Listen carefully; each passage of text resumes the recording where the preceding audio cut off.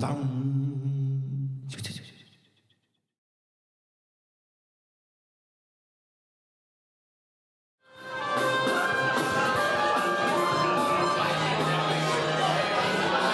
and gentlemen, please welcome to the stage Vittorio Angelone.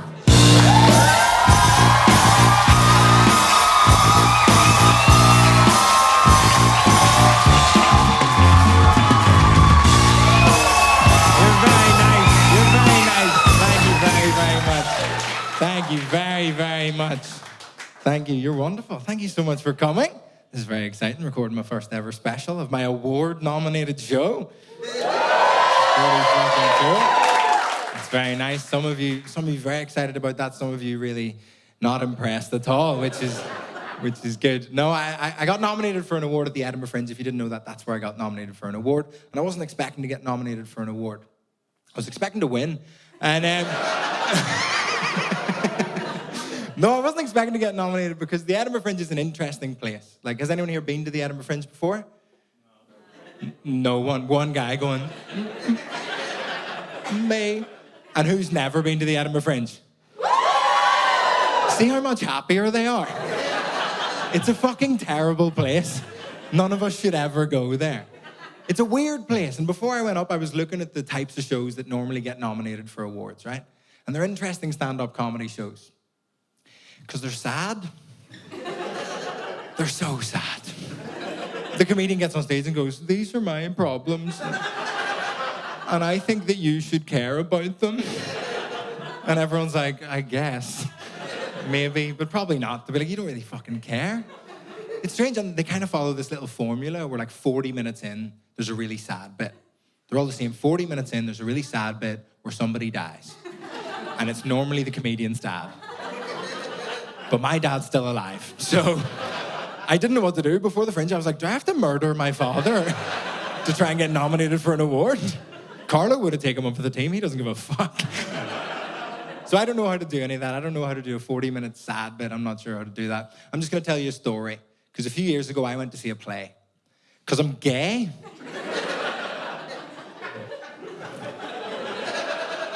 No, I'm not gay. But going to see plays is gay. And if you don't think that's right, you're wrong. Imagine how that went down in Brighton. Terrible, so bad. But fun for me, and that's what it's all about, really. No, I'm only joking. Of course, some people in here have probably been to see plays, and congratulations on coming out. That's really cool. I'm an ally. No, I'm only joking. I went to see a play called Translations. There's a little script over here. I went to see it at the National Theatre in London, the Olivier Theatre. It's this massive 1,000-seat theatre, very similar to this. You're not allowed to go for a piss there either. It was incredible, and it was me and kind of all these very posh English people watching this incredible piece of Irish theatre by Brian Frail. And the play's set in a place called Ballybeg, which is a fictional town in the real county of Donegal in Ireland. And Donegal, if you don't know, is the northernmost county in Ireland, but it's not in Northern Ireland. Any questions at this juncture? Confuses people sometimes. And the play's set in this little hedge school, and the play is largely about what it is to be Irish in the context of English people. And I live in London now, and my show is about what it is to be Irish. I am aware that my name's Vittorio Angelone. So it would be weird if for the next hour I was like, guys, what's the deal with being Irish? Isn't it fucking crazy? I'm Irish, that's mad, isn't it? What's going on there? Anyway, I've been Vittorio Angelone. I'll see you later on. I'm from Belfast, that's what this noise is. But I am half Italian, that's why I'm called Vittorio Angelone. So I come from an immigrant background. That gets a round of applause in London. I know, don't worry, it was a joke. There'll be jokes throughout. Keep your eyes out as best you can. I grew up in Belfast, half Italian. My family had to move away from Italy during World War II to get away from all the bombs and violence. So they moved to Belfast. Good work, team. Out of the frying pan, into the IRA. It's fucking good stuff. So that's the Italian stuff, but the show's about me being Irish, really. Now, I'll tell you a few things that happen in the play. The play's in 3 acts. and the first act opens in this little hedge school. Hedge schools are interesting things because at that time in Ireland, the British Empire controlled the schooling system. So Irish people, if they wanted to learn stuff they wanted to learn, like the Irish language or classics like Greek mythology, they had to set up their own little specialist schools called hedge schools, and they were little rebellious things. And we open the play in this hedge school, and we meet a character called Sarah and a character called Manus. It becomes very evident very quickly that Sarah is mute. She doesn't know how to talk. And Manus is trying to teach her how to say her own name. He's trying to teach her how to say, my name is Sarah. Very tense opening to a show, 1,000-seat theatre. Sarah's there going, my name. I was like, she's shit at acting. Can we... What? It's one fucking line. Say it. What happens next? But I understand Sarah's difficulty in pronouncing her own name, because like we discussed, my name is Vittorio Angelone. And that's not how you're supposed to say that. It shouldn't be in a Belfast accent. There's no one in Naples going, Vittorio Angelone. That's not right. But I can't say it right. Do you know what I mean? Like, I physically can, but it would be fucking stupid if I came on stage and was like, what's the crack? How's it going? My name is Vittorio Angelone. It's like, and my hand just does that for some reason. I can't stop that from happening. Sounds like a fucking Dolmio ad. It's fun being called Vittorio Angelone doing stand-up. There's often a compere at comedy clubs, and they welcome all the acts to the stage. And I do that job quite a lot, and I always take extra special care to make sure I pronounce everyone's name correctly. I think that's the kind thing to do. I'm not afforded the same kindness by my colleagues. They fuck it up so much that I've had to pre-record me welcoming me to the stage for the start of the show, because I don't trust anyone anymore. Welcome to the stage, Vittorio Angelone. It's not that hard. One time a guy went, ladies and gentlemen, please welcome to the stage, Vittorio Angelone. Which isn't right. It's not my favorite. It's not my favorite. One time a guy went, ladies and gentlemen, please welcome to the stage, Vincenzo Alabaluzzi. Which isn't a name in any language. I Googled it, there's no Alabaluzzis anywhere. But neither of those are my favorite. My favorite is a guy who brought me to the stage, tried to pronounce my name, and gave up in the middle. Because he went, ladies and gentlemen, please welcome to the stage, Valentino, fuck. Which I thought was quite honest of him on some level. I kind of appreciated it. I didn't get called Vittorio growing up in primary school. Belfast's a very good place for nicknames. I had a nickname in primary school because in primary school, I had a lot of struggles with anxiety attacks. Do you know what they called me? Panicking Skywalker. Which is just great bullying. You gotta respect it. That's top level work. It's actually only the third worst nickname I've ever heard from Belfast. Number 2, there was a guy in my class called Donal. And do you know when you were younger and your mum used to cut your hair? Not a lot of poor people in, don't worry about it, that's fine. Basically, Donal's mum was doing the buzzer up the back, and she accidentally went too high. So she had to give him a full skinhead, like bald. Do you know what we called him for 10 years? Shmuel. You know, like out of the boy in the striped pajamas. That's a bit much for some people in the audience. My primary school was fine with it. Even the teachers in the register were like, Shmuel, here, okay, he's fine. That's true, he's a dentist now. He puts the gold fillings into people's teeth.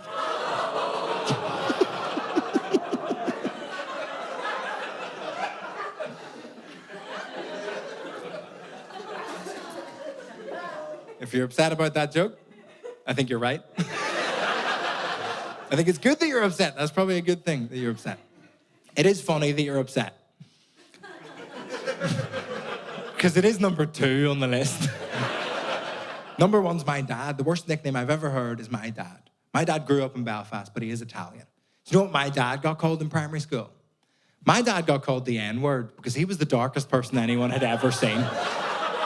Don't know if you can tell by my face, but he's a white man. Puts my dad in a very strange situation, though, because he got called the N-word for a long portion of his life. So he thinks he can say it. He's like, I'm reclaiming it. I don't think you are, Dad. It's good you're laughing. All your dads think they can say it as well. At least mine has an excuse, you know? Now, my dad doesn't think he can say the N-word anymore. It's like my dad's listening to hip-hop, like, she take my money. Like, I ain't saying she a gold digger, but she ain't messing. No, my dad doesn't like hip-hop. I like hip-hop. We have arguments sometimes, me and my dad, but I think he's starting to win the argument because hip-hop confuses me. Every hip-hop song now just seems to have a voicemail in the middle of it. Right in the middle of the song. It'll just be like, hi, Kendrick, it's your mom. Just leaving you this message to say, keep striving for greatness. And always believe, where's Kendrick Lamar getting all these inspirational voicemails from? You know, if I put my voicemail on a song, do you know what it would sound like?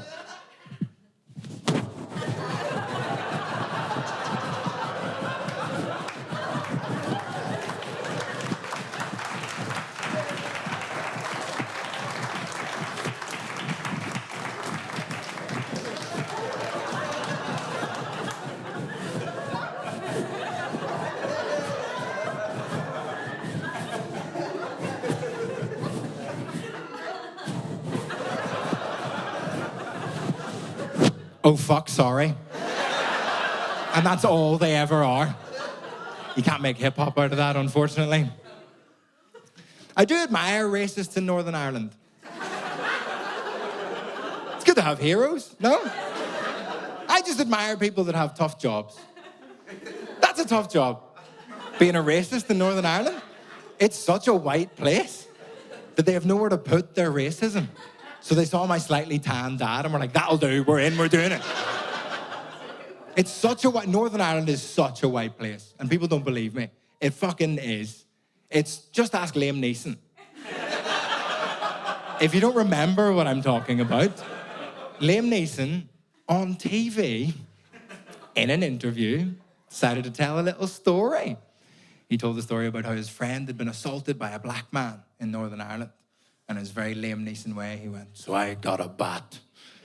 And I walked through the streets of Northern Ireland for 2 weeks trying to find some black bastard to beat the shit out of.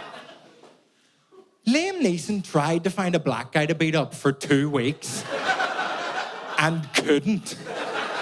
That's incredible. And he just ran out of racism.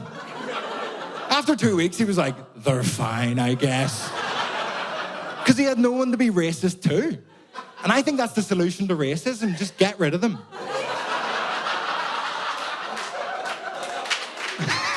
No, you can't clap that, actually. Please don't.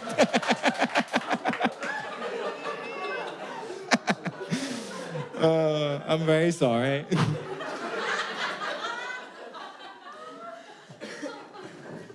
I'll move on. The next character meeting the play is a character called Jimmy.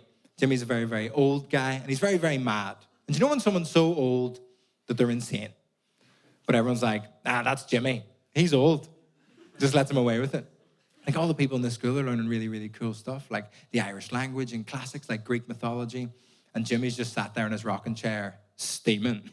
And I swear to God, his first line in the play is, say if you had to have sex with one of the mythical goddesses, would it be Athena or Artemis? I was there like, surely Venus, she wouldn't have hairy legs.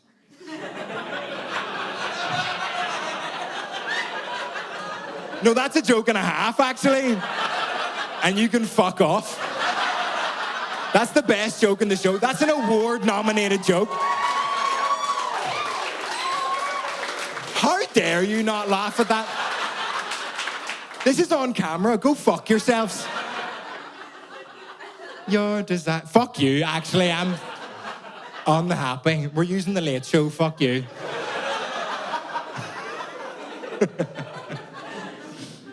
But I love mad old people. I love mad old people because I'm related to mad old people. All my grandparents are insane. The Italian ones, we call them Nonno and Nonna. And they're brilliant. They're wonderful people. But Nonna is clinically mad. Like, do you remember that Oscars thing where Will Smith got up, slapped Chris Rock in the face because Chris Rock was making fun of Jada Pinkett Smith for being bald as fuck? And people got very angry at Chris Rock. I saw them online. They were like, actually, she's got alopecia. And it's a very serious condition, and you shouldn't make jokes about it because it's called alopecia, and it's very serious. It's just tweets, but that's what they sound like in my head. That confused me. Because my uncle has alopecia, and we make fun of that guy all the time. He is bald, bald, no eyebrows, no eyelashes, the baldest man in the world. And every time his name comes up in conversation, my nana goes, lovely hair. Should I have to slap her? Is that the protocol? She's 89 years old. Like, keep my uncle's name out your fucking mouth.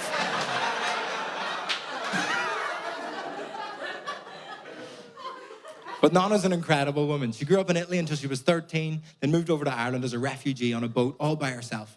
She moved over, she lived there for like 20 years, then moved over to Florida, ran a motel over there for like 30 years, and now lives back in West Belfast. So her accent is the maddest thing you've ever heard in your whole life. She's like, what's the crack? How's it going, buddy? I was around visiting her recently.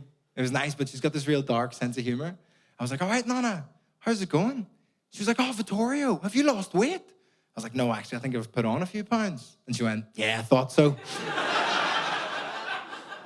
That's the Italian side. The Irish grandparents, they were called Betty and John, but everyone called John Pappy, so Betty and Pappy.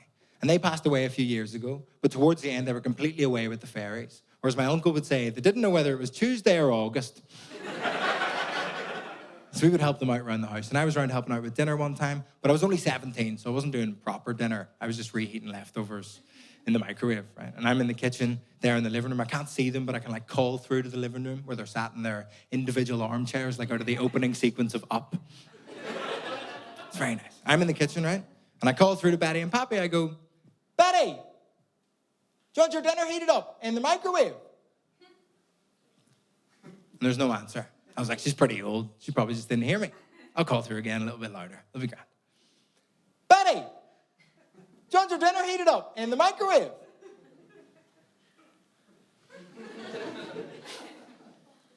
And there's no answer. And I started to get stressed because if she's dead, I'm in so much trouble. So I called through again, but like fucking loud. Like, Betty! Do you want your dinner heated up in the microwave? Please? And there was no answer. But all I heard from the living room was Pappy go, woman, do you want your food in the computer?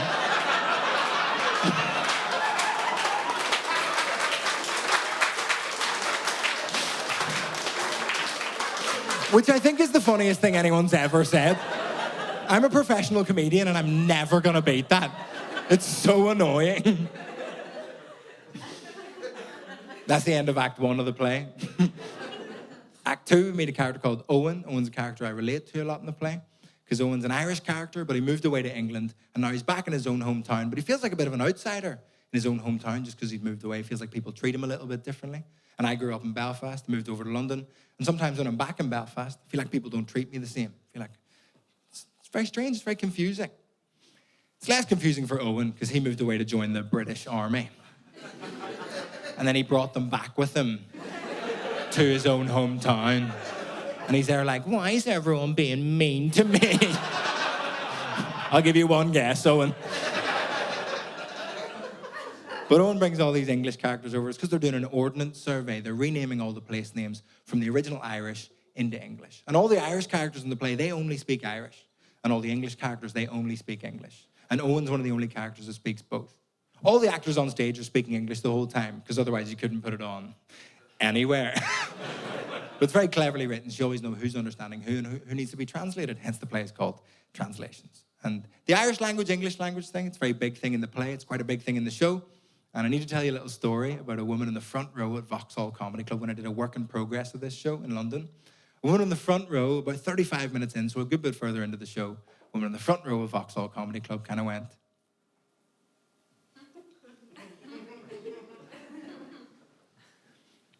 which is worse than heckling, can we agree?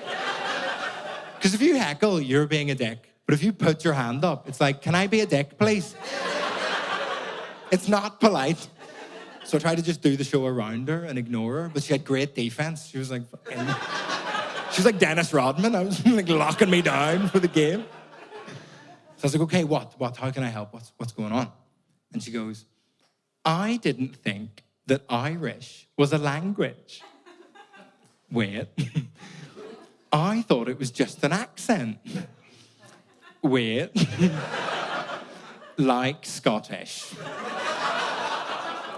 Where do you start with that? Because every word in that sentence is wrong. Actually, every word in that sentence is more wrong than the word that came before it. It's incredible.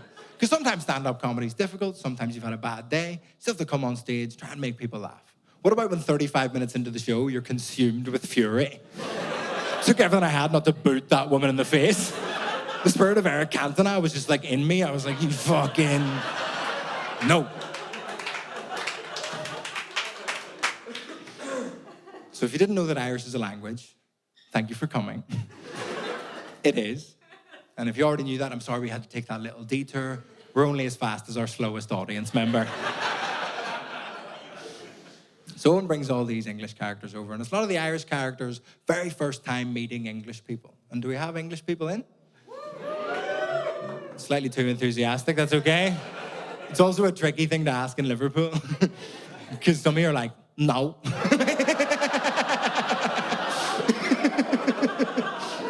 I've seen your stupid little t-shirts, I get it. It's fine. So if you want to identify as English for the rest of the show, if you don't, that's fine, whatever. The thing is, the problem with English people... The problem with English people is that they think they're factory default. You know what I mean? Like, there's English, and then everybody else is so weird. That's because you grow up with English people, you don't know anything different, and they're on TV, you just think that's normal. When you've never met English people before, and you meet them for the first time, I'm here to tell you that you guys are fucking freaks. You're spooky, and I'm done pretending I enjoy your company, right? What are you on about, ever? And I moved to London at the age of 18 to study classical music at a music college. So I met the Englishest of English people of all time. Like, if you cross Benedict Cumberbatch with a crumpet, like, that's who I was dealing with. I remember moving over. I was very, very stressed, very upset about moving away from Belfast and moving in with all these English people. I was unpacking in residential halls, and my mum was there, and she was trying to talk me down from this emotional height. She was like, listen, Vittorio, they're not all bastards. They just talk like that. I was like, no, they're fucking dickheads, man. They think I'm drunk, they think I'm lazy, they think I'm stupid just because of my accent. I'm fucking sick of English people. It's day one in England, and I've got them sussed. I'm sick of it. I want to go home. She was like, no, they don't think any of those things. You're being silly. You're just getting stressed about moving away, and you're trying to come up with excuses to get away with it. You're stressed about moving away. You're coming up with excuses, right? I was like, oh, fuck's sake. She was like, you've got 6 new flatmates. I'm sure they're lovely. Go into the kitchen, introduce yourself, give them a chance. I was like, okay, I'll give them a chance. Went down to the kitchen, introduced myself, and first person I met was a girl called Eva, and Eva was one of my flatmates in first year, and she studied at a secondary school called the Purcell School, which is a specialist music secondary school. There's a few of them around the country, and most people that go to specialist music secondary schools end up at music college. So it's not like normal unis, where everyone arrives, you're all strangers, you're just trying to figure out what your friendship group's going to be for the next 3 or 4 years. They arrive in pre-made cliques with the dorkiest in-jokes you've ever heard in your whole life, and you have to just pretend it's cool when you arrive. I walked in, I was like, oh, Eva, what should we do tonight? And she went, I tell you what we should do. We should play this game that we played at the Purcell School. It's a drinking game where you listen to Mozart, and you drink every time it changes key. I was like, or we could all jump out the window. Because that sounds equally fun to me. I didn't actually say that. I didn't say anything. I just stood up, left the kitchen, phoned my mum, like, you lied, they're all bastards, actually. She was like, no, you just met a weird one. Go down to the bar. It's the first night of Freshers Week. Give them another chance. Introduce yourself to English people. I was like, okay, I'll give them another chance. Went down to the bar, tried to introduce myself to English people, tried to give them a chance. Walked up to an English guy. I was like, all right, mate, what's the crack? That was a mistake. Because when you say, what's the crack to English people, you guys freak out. You do this double take that's also like something out of the film Predator. I'm like, what's the crack? And they're like,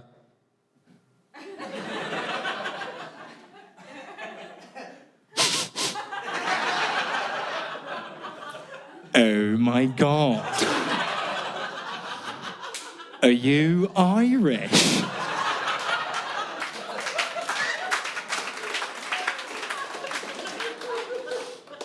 Oh my God. I'm Irish? Because you don't want to say, no, you're not. Because obviously I live in England, and if and when I have kids, they'll probably have English accents. See if they ever come up to me like, oh, Daddy, I'm English. I'll kick them in the face.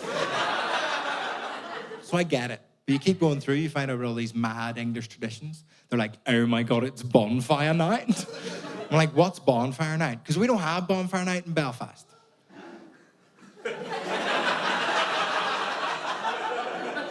We do. It's just not in November. And it's a different vibe, I think. I think Ross Kemp goes to your one slightly less often. So I was like, what's bonfire night? They're like, oh my God, it's great. We have fireworks. I'm like, why do you have fireworks? So there was this guy, cold guy, and he tried to blow up Parliament. So every year we're like, woohoo! Because we killed him. What?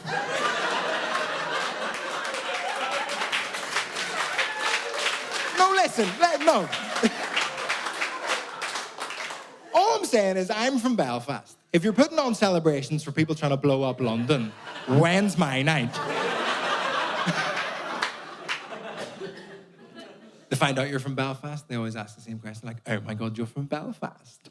What is all the fuss about? Fuss is an interesting word to use for civil war. No, what is the difference between Catholics and Protestants? I'm like, Protestants, icebreakers? No. Because they're natural predators.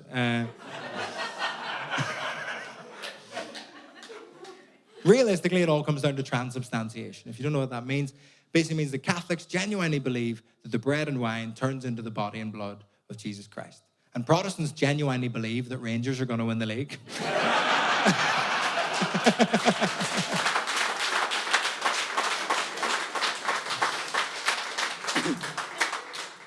But I like English people sometimes. I think English people make me laugh quite a lot. Past 5 or 6 years, English people have really started making me laugh. They started saying a really funny thing. In the past 5 or 6 years, English people have started complaining about living in a divided country. Did I not say that right? That is hysterical. It's so difficult living in such a divided country.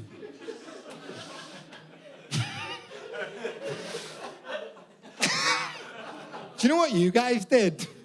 Everywhere? Do you know how many whatever the fuckistans there are? You went round the world drawing random lines through everyone else's country, and you have one referendum. You're like, this is tricky. This is tricky. But I get what people mean when they say we live in a very divided society. Maybe not England in particular, but broadly, everyone's on the opposite end of every argument. Everyone's just shouting at each other.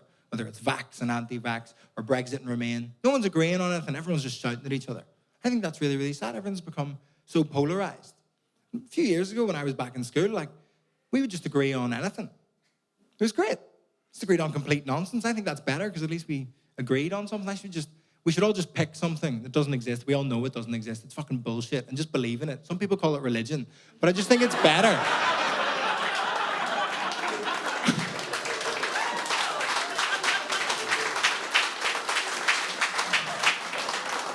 But we were brilliant at it in school. We would agree on anything in school. Do you remember going on school trips and the boys at the back would get on the bus? Do you remember the boys at the back? That was aspirational. All I ever wanted to be was a boy at the back of the bus. Those are my career goals at one point. It's like, one day I'll be a boy at the back of the bus. And fun fact, boys at the back, they grew up to be lads, lads, lads. And boys at the front, they grew up to be Louis Theroux. But the boys at the back, they ran the show because they could see everyone. They were throwing Maltesers at people, rolling bottles of piss down the aisle. We might have had different school experiences. Boys at the back would get on the bus and they would say this little phrase. Different places in the UK have different phrases for it. But I think you'll recognize it. In Belfast, they would say a phrase that went, same seats on the way back. Do you remember same seats on the way back? Basically means wherever you're sat on the bus on the way to the school trip, on the way back, you'll be sat in that seat. It makes sense, right? Boys at the back would get on and go, same seats on the way back. And everyone else would go, yeah, fine. Why did we all agree to that? It doesn't make any fucking sense. They just shouted something. It wasn't written down anywhere. But it's nice. We agreed. I think that's lovely. I miss same seats on the way back. I miss it. It's not like you can't say it anymore. It just doesn't work. I was on the bus yesterday. I got on. I was like, same seats on the way back. And the driver was like, yeah, I'll probably sit here on the way back as well. I think same seats on the way back is a good analogy for colonial history. Bear with me. I think if you imagine, like 400 years ago, every country in the world went on a school trip. Every country in the world had to get on the bus. 400 years ago, who are the boys at the back? England. Killing it. Maltesers, pissed, the whole thing, right? And now we've been on our school trip. A couple hundred years have passed. Maybe we learned some lessons. Got a little bit educated. We're getting on the bus to go back from the school trip. And the boys at the back, England, get on. And someone sat in their seat. And you guys aren't happy about it. You're like, we called same seats on the way back, actually. And every other country's like, I think you'll find you voted to have your own bus. And your bus is just a Mini Cooper with flat tires. No, that's mean. Your country's fucked. The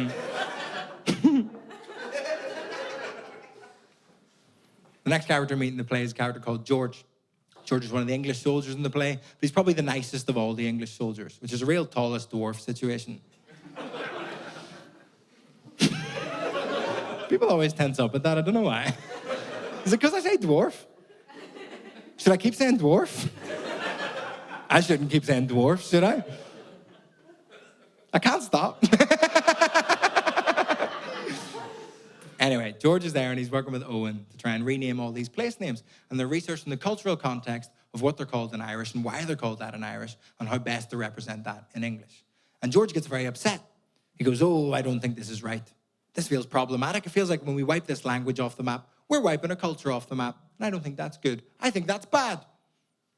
And then he does nothing about it for the rest of the play. It's an incredible character arc. He walks on stage and goes, whoa, this is bad. I'm a good person. See you later. Job done. Bye-bye. But I get it. You know, we all want to be good people. I want to be a good person, but it's hard to be a good person nowadays because we know all the bad things that are happening around the world because of the internet. So you can't play an active role in solving every single bad thing. We're filming. You can't play an active role in solving every single bad thing that happens in the world. So what do? We just fucking tweet. We're just like, oh my God, this is bad. Have you seen how bad this is? Hashtag bad. Laptop closed, I'm a good person, job done, see you later. It's like you're not a good person, you just called the Dalai Lama a pedophile. I feel bad about that joke, you know, the Dalai Lama thing. Because everyone thinks the Dalai Lama's a pedophile now. It's terrible, just because he asked a young boy to suck his tongue. That's terrible stuff. But I actually researched it, and I do feel bad because I don't think he's a pedophile. It's a thing. I researched it. It comes from like this old Tibetan tradition. It's like a cultural thing. It's this old Tibetan tradition where they fuck kids. It's so stupid.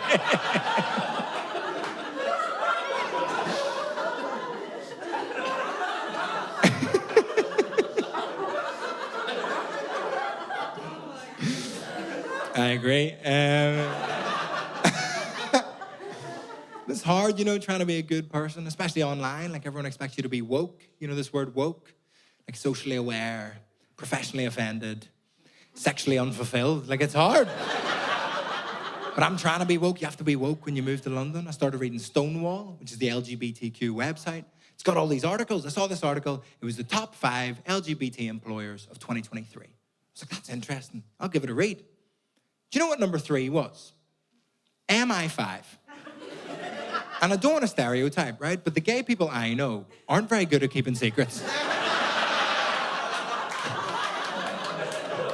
Like, where's the money, right? But you can't tell anyone, okay? This goes no further.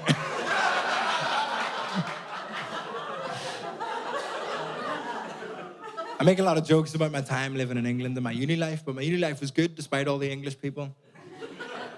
It was good. Actually, the negative bits of my uni life were caused by a girl from Belfast because she dumped me 3 times. But you know what they say? Fool me once, shame on you. Fool me twice, shame on me. Dump me on Christmas Eve.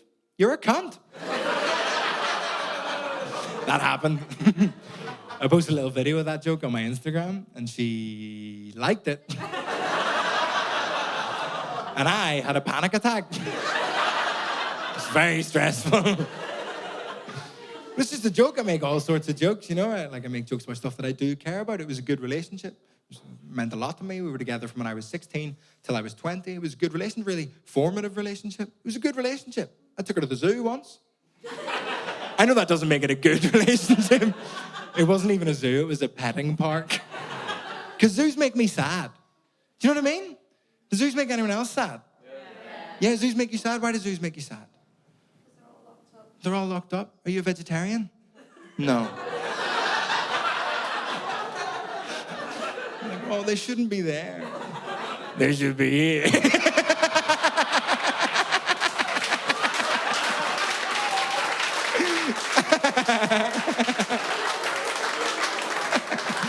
I'm the exact same. We're hypocrites together. I'm not a vegetarian. But I get it. Zoos make you sad. Because you see like a majestic lion sitting there. And you're like, you should be out majestically roaming the plains of Africa. But you're just here in a cage, and that is sad. You've been brought over and put in this cage, and it is sad. I get less sad at petting parks. It's a goat. Like, what's a goat gonna do? If I take that goat to Africa, it's gonna get eaten majestically. Like, I just feel like zoos are the only place where you're allowed to be anti-immigration. Like, for the animals, you know, like, it's the only place where it's woke to walk in and go back to Africa.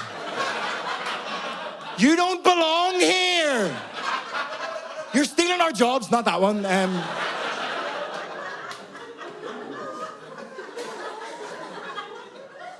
But we were at this petting park, and we went to see the peacock, and it was doing the peacock thing, you know,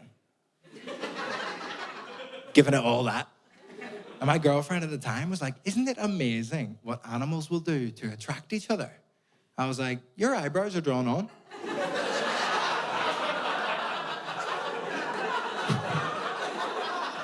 And your cheekbones are an optical illusion. Like, I don't know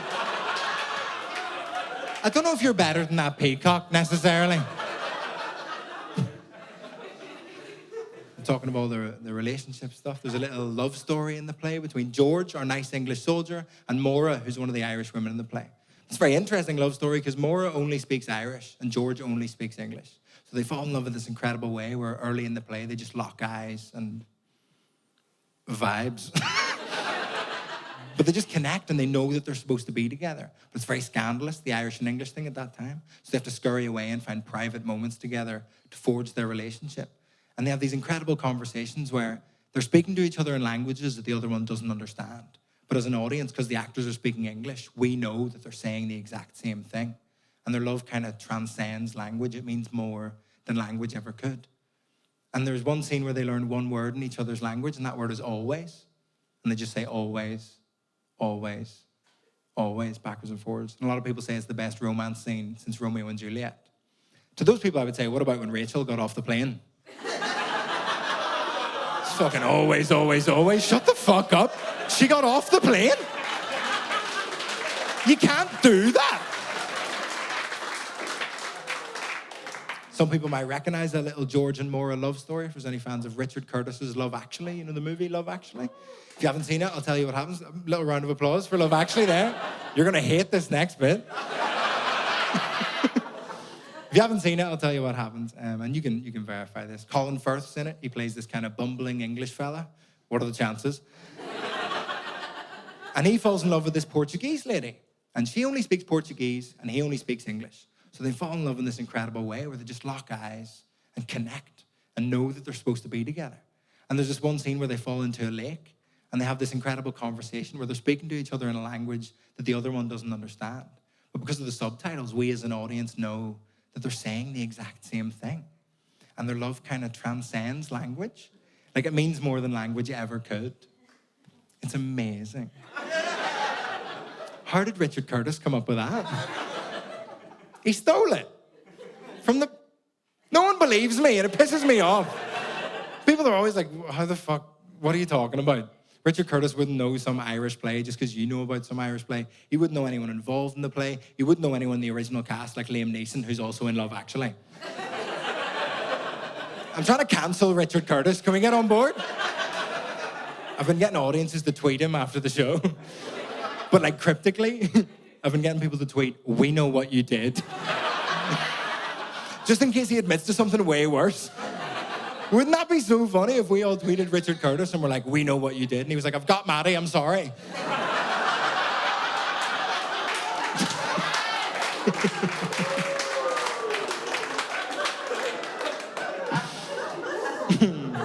I'm sorry.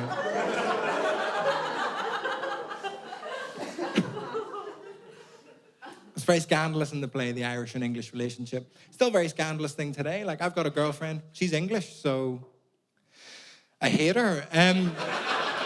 No, look, see, when she's there, I love her. I think she's the best person in the world.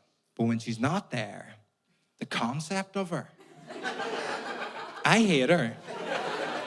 Because all couples have little arguments. A classic one is you took up more than half the bed. But I feel like an English-Irish relationship is the only one where she takes up more than half the bed, and I call her a colonial bastard. She'll move back, but she'll take 6 pillows. It's very strange.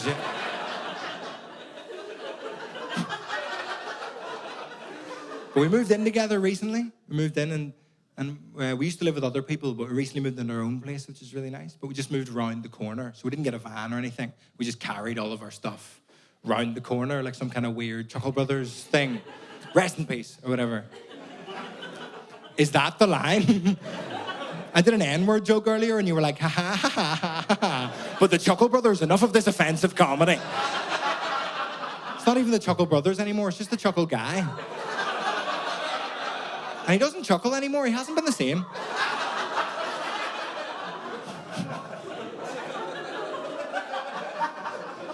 But it was grand carrying all the stuff around the corner. Problem is there's a homeless guy that lives on that corner. And you know you normally feel bad when you walk past a homeless person. Have you ever carried all your earthly possessions past a homeless person? I was there with an Xbox, like, sorry, I don't have any change, mate. I'm really sorry about that. He's like, why do you have 2 milk frothers? One for coffee, one for hot chocolate. Grow up. Since me and my English girlfriend moved in together, she keeps calling everything ours instead of mine and hers. I'm like, you've stolen enough from my people. It's getting out of hand. I was walking to work recently. I found £30 in cash on the street. I was like, this is the best day of my fucking life. So I phoned her up. I like sharing nice moments with my girlfriend. I was like, I found £30 on the street. She was like, that's amazing. We can go for dinner tonight. We? I'm moving to Mexico. Like, I don't know what you think's happening. But I come out quite late in the evenings to do gigs, so I get home quite late. So I don't have time to cook. So I'll just pick up chicken and chips on the way home. And I'll sit down in the kitchen to eat my chicken and chips. Problem is, she thinks everything's ours. She comes in, she's like, how was the gig? Just takes a chip. And have you heard of generational trauma? It's when something that happened to your ancestors affects you today. So when my English girlfriend steals potatoes from me, I freak out.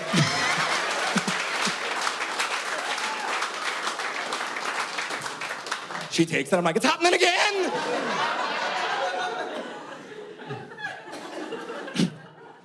You find out things about your partner when you move in together. It turns out she sleepwalks and sleep talks. So I think our whole relationship might be a lie. Like, we're gonna be in Wagamama one day and she's just gonna go, who are you? And it makes consent very tricky. It does. Anytime she leans in to kiss me, I have to grab her by the shoulders and be like, are you awake? That's not even the worst bit. Fairly regularly, I'll wake up in the middle of the night and she's wanking me off. But she's asleep as well. And that's a remarkable scenario because no one is consenting. So what do I do? I'm simultaneously being molested and molesting. Like, what do I do? And you're not supposed to wake up a sleepwalker, so I'm just in it for the long haul.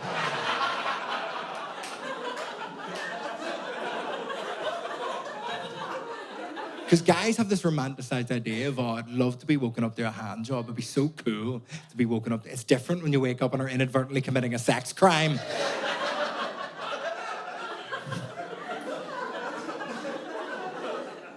But I feel very lucky to have had my girlfriend around the past few years. It's been a very difficult few years to be a comedian. It was illegal.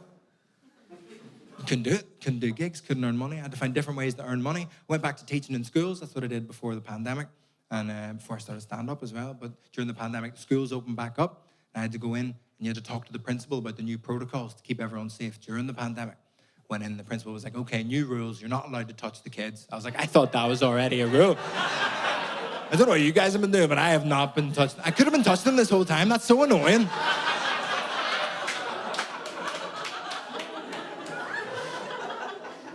But the schools were closed. I couldn't teach, couldn't earn money that way. Couldn't do gigs, couldn't earn money that way. I was broke. I was so broke during the pandemic that I started selling underwear online to make a bit of cash. My girlfriend came in, she's like, why are you selling my underwear online? I was like, listen, it's our underwear.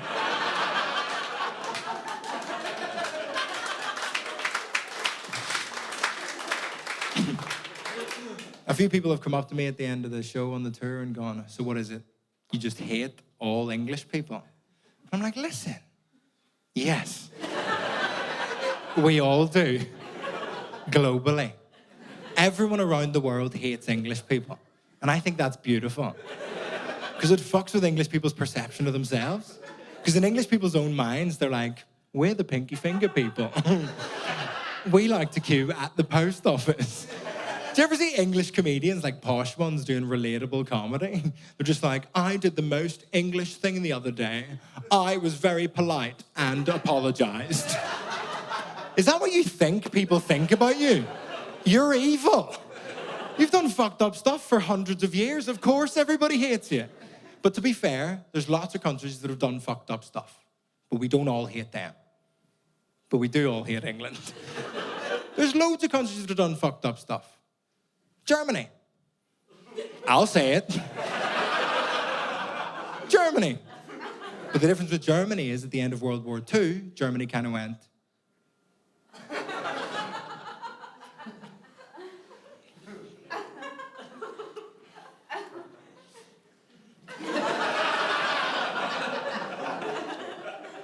sorry, lads. We fucked up. Ich bin ein fucked up. And they admitted to all the bad things that the Nazi Party did. And they learned about the rise of the Nazi Party so they know how to not let those things happen again. English people, they don't know so much about anything. But it's fun when you get to tell an English person something the British Empire did do. They're just like, I would have heard about that. It's interesting when you come from somewhere like Belfast, because the British Army never admitted to what they did and didn't do. When you come from somewhere like Belfast, rumours start about what they might have done. And I don't know if they're true, but some of them are fucking mad. I heard a rumour that during the Troubles, the British Army would pump microwave radiation into Catholic areas of Belfast to make the population unwell and weaken the resistance. I don't know if that's true. It's fucking mad if it is. I don't think it would work. You just have Belfast mums coming out going, give us another 30 seconds on that chicken chow mein.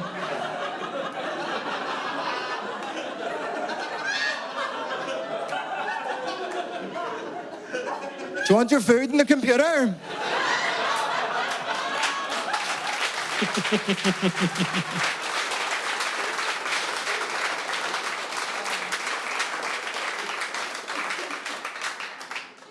We're moving into the third and final act of the play. Third and final act. Third and final act. No, that was too weird. In the third act of the play, our nice English soldier George, he disappears. And so the head of the British Army, a guy called Lancey, arrives and he says, oh, where's George? And all the Irish people go, dunno, because snitches get stitches. And so what Lancey says is, okay, every day until he comes back, we're going to evict a family from a home and destroy their home. And if he never comes back, we'll just demolish the whole village. It's easier for us, then we don't have to rename it anyway. And at this point, the very posh theatre in London, all the English people kind of went, huh? That's not nice. That British Army officer in Ireland's not doing nice stuff. What are the chances? Whereas Irish people, when we watch that play, just get gradually more and more furious. Up until that point, we're like, I fucking knew they were going to do something like that. But I had a difficult time watching that play in London, not because of the story of the play. I know what happens. It's brilliant. If you ever get a chance to go and see it, please do. But the English audience had a very strange reaction to the play. In the first half, they were just laughing at stuff that wasn't funny. They were laughing at the Irish characters having a really hard time. Felt like they thought the Irish characters were stupid. That's why it was funny that they were having these problems. And they were always laughing at the Irish characters for not speaking English. They were never laughing at the English characters for not speaking Irish. And it was hard because it's a sad play.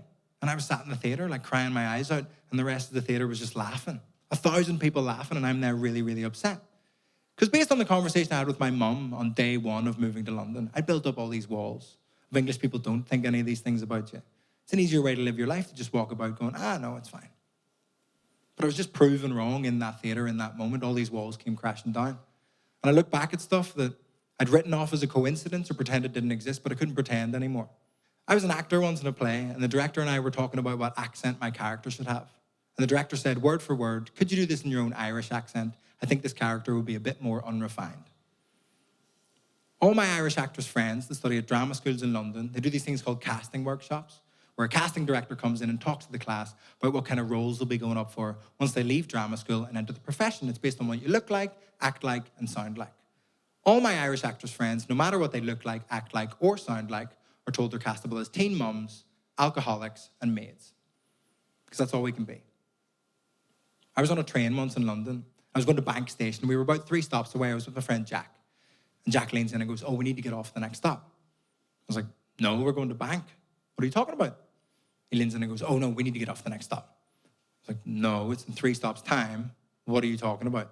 He goes, listen to me, we're getting off the next stop. So I got off. I was like, what was that about?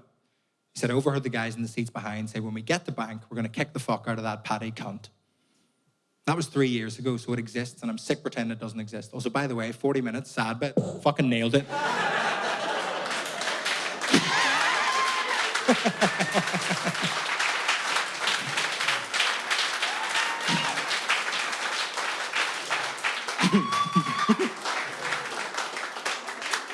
That's how you get nominated for an award. English people, I know I give you a hard time over the course of the show, but it's not your fault. I want you to know it's not your fault. I'm just saying it exists. It just exists in English subconscious. It's just how Irish people are presented in the media. Irish people were drawn as gorillas and monkeys in English newspapers until the 1980s. So it takes longer for that to leave your kind of collective understanding of what Irish people are. I'm not saying it's your fault. I'm just saying it exists. I don't expect you to care about it. That's the problem with these fringe shows. You've got all your own shit going on. People come to comedy shows with all your own problems in your own life. And then the comedians at the fringe are like, you have to care about my problems now as well, actually. You fucking don't. I don't expect you all to leave here and become Irish activists. Because that's not a thing. When it is, it's class. You get to wear balaclavas and all. It's so cool. But I can't even fight. I'm up here being like, I want to fight Irish stereotypes. It's really hard as a comedian. I'm just like, hey, whoa. Irish people aren't just here for a drink and a laugh.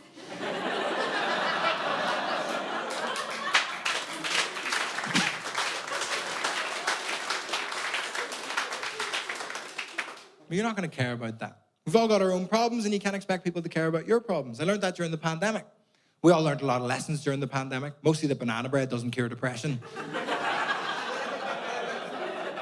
We all learned a lot of lessons because everyone was stressed about COVID. If you had a problem that wasn't COVID, no one cared. My jaw stopped working. I couldn't open or close my mouth for 3 months during the pandemic. But it wasn't COVID, so no one fucking cared. People were like, my granny died of coronavirus. I was like, well, I'm finding it quite difficult to eat my morning bagel, so we all have problems. Had to go to the doctor about my jaw, but you couldn't go into the doctor during the lockdowns, so you had to text them. On the Ask My GP app, we were texting our GPs. I was like, my jaw doesn't work, what's the fucking crack?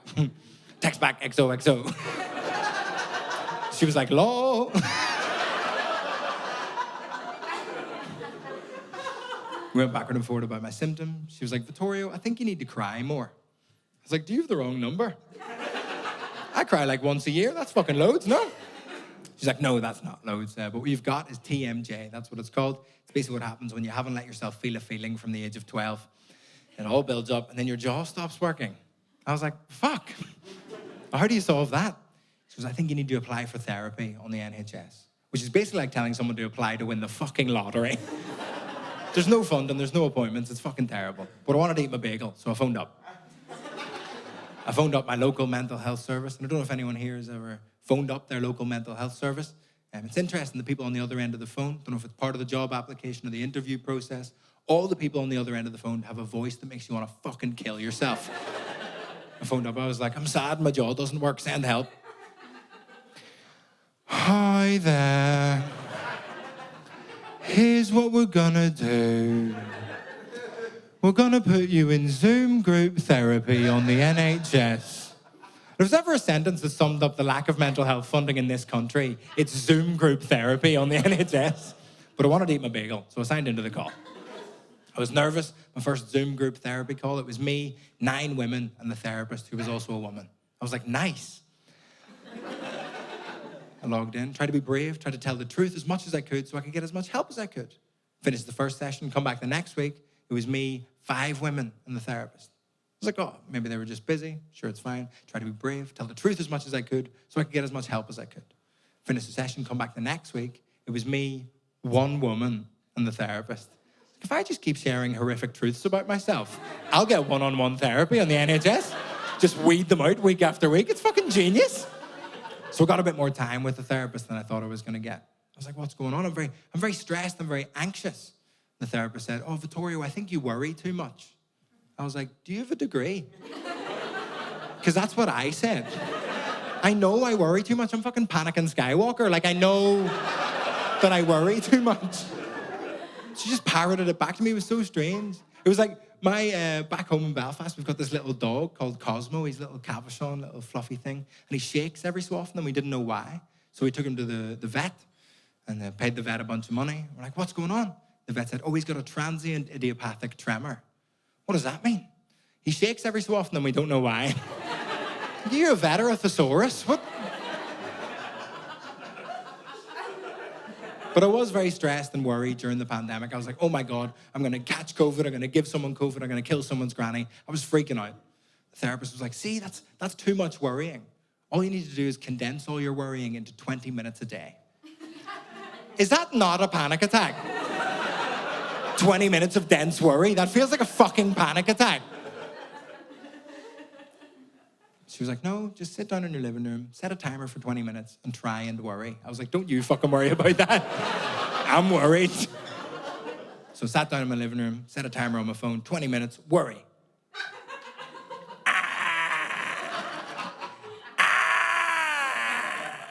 Woo! Beep, beep, no more worrying.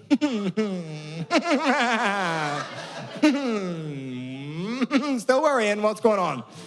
Because you spiral. When you try to worry for 20 minutes, you go into this really terrible spiral. So you have to get techniques to get out of the spiral of worry. So they give you these grounding techniques. One of them is called 5, 4, 3, 2, 1. It's where you name 5 things you can see, 4 things you can touch, 3 things you can hear, 2 things you can smell, 1 thing you can taste. It's really helpful if you ever get stressed or anxious. Take that with you. It really centers you, brings you back into the room. So I'm sat there freaking out in my living room. I was like, okay, 5, 4, 3, 2, 1. 5 things I can see. I can see the park outside. I can see the TV, the Xbox, milk frother. Cool, 5 things I can see. 4 things I can touch. Easy, I can touch my jeans. I can touch my shirt. I don't have a lot of stuff. Cool, named 4 things I can touch. 3 things I can hear. I can hear the birds outside. I can hear my girlfriend being English in the other room. I can hear Kendrick Lamar's voicemails for some reason. Grand, 3 things I can hear. 2 things I can smell. Easy peasy. That's all right, we'll skip that one. Smelling's hard. We'll be all right. 1 thing I can taste, that'll be easy. Into the kitchen, open the fridge, grab some food. Fuck, I've got COVID. And then we're straight back into the spiral of worry again. Fucking terrible.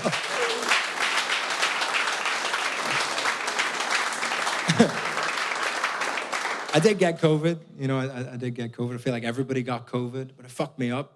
It fucked me up so much. I was so unwell. We'll do that again, and it was your fault.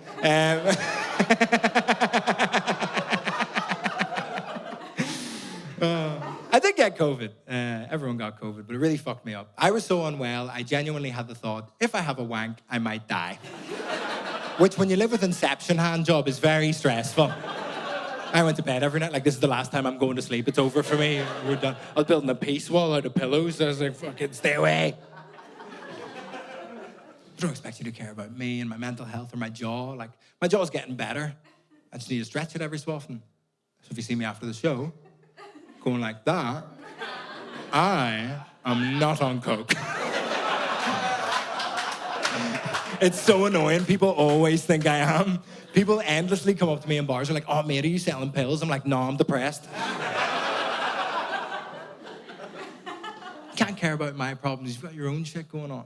I think human beings can only care about 3 things at a time. We spoke about it earlier. You just run out of steam. You can't care about everything. You get a thing called compassion fatigue. That's what it's called when you try to care about everything. You can care about 3 things. You can tweet about loads of stuff, but I think you can only care about 3 things maximum. Start of COVID, I was like, right, mask on, social distancing, do it for society, save your granny's life. I care about COVID. And then black people were like, excuse me, we're having a bit of a shit time. I was like, fuck, how do I solve it? What do I need to do? And then all the progressive white people got in a team huddle, and they kind of went, all right, this is a fucking serious problem. This is terrible stuff. We need to solve it. How do we solve it? Should we ask them? No, don't ask them. They're busy. I reckon we can solve it amongst ourselves. We're clever chaps. It's definitely a serious systemic issue that we need to kind of sort out together. Oh, thank you for bringing the biscuits, John. That's so nice. That's really nice.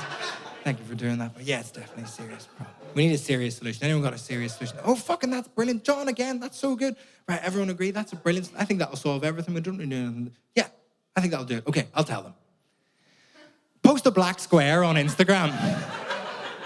Felt easier than Martin Luther King made it out to be, didn't it? People were pulling down statues. I was going into gardens, kicking over gnomes. I was thinking, they might have owned slaves. They're old white guys. Fuck them. I finally let out my Eric Cantona. I was like, fuck him. It's like, cool, I care about COVID. I care about black people. And then women were like, excuse me, we're still being sexually harassed. I was like, I thought we'd solved that one. The second wave of Me Too, fucking me neither. I am a male comedian, and I know, like, a lot of male comedians went down in the second wave of Me Too. And the first wave of Me Too. We're not doing great. And to the point where I haven't done anything, but I started to get stressed. And to clarify, I haven't done anything. But you know when you're going through airport security and you don't have any drugs in your bag, but the guy at the gate just gives you a look, and you're like, fuck, I might. That's how male comedians feel right now. I was like, cool, I care about COVID, I care about black people, I care about women. Someone was like, oh, what about the war in Ukraine?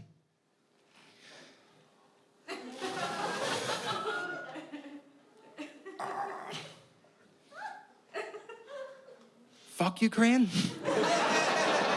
It was a joke to the people that freaked out there. Do you need me to say it? I care about Ukraine. Did that do anything? You know I can say that, leave here and punch 11 refugees. Like, it doesn't make a difference what you say. I can say anything I want up here. It's all bullshit. I'm not even Irish. Like, it's just fucking nonsense. It's not about what you say. It's about what you do. That shows what you fucking care about. Of course I care about refugees. I used to work out in the camps in Athens with refugees. I used to work with refugees in London. I say I used to work with refugees because one of them called me fat. And now I don't work with refugees anymore. I was like, listen, I didn't get the cardio of rowing across the ocean like you did. And if you're upset by that joke, I work with refugees and you don't.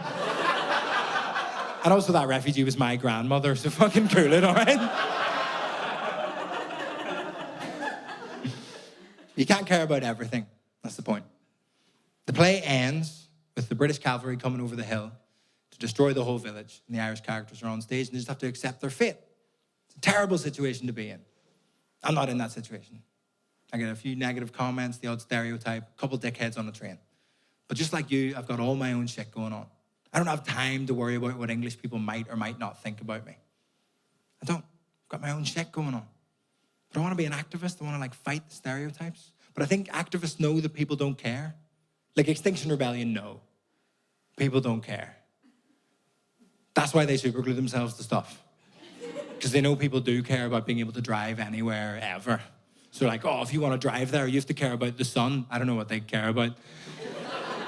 That's what I do, just super glue myself to English people, like, be nice to Irish people, please. I don't think that's going to work. I don't think I can be that kind of activist. But I want to be one. I think the kind of activist I want to be is, if anyone thinks I'm not capable of something, I just want to prove them wrong.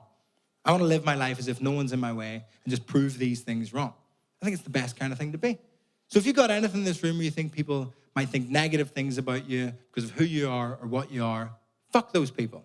If you get negative comments like theatre's gay, fuck those people. Just live your life as if no one's in your way. But you need inspirations, you need heroes for this kind of stuff. I'm not going to be your hero, I'm a fucking idiot. But I have a hero. I have an inspiration for that kind of activism. Rosa Parks is my hero because she didn't sit down and try and start a petition or a revolution or any of that stuff. She just lived her life as if no one was in her way. And when someone tried to get in her way, she bold as brass, brave as anything, just looked them right in the eye and went, "Same seats on the way back."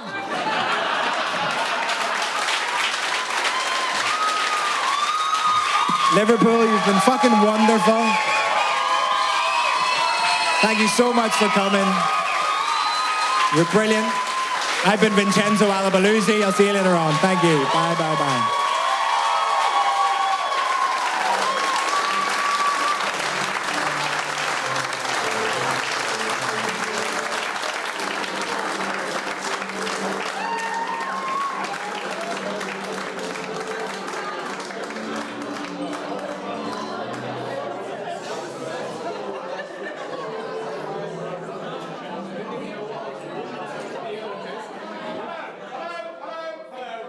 Ladies and gentlemen, hello. Did you enjoy that? Yeah. Absolutely superb audience, and we really appreciate you being here and laughing as loud as you did and clapping. You were genuinely brilliant there.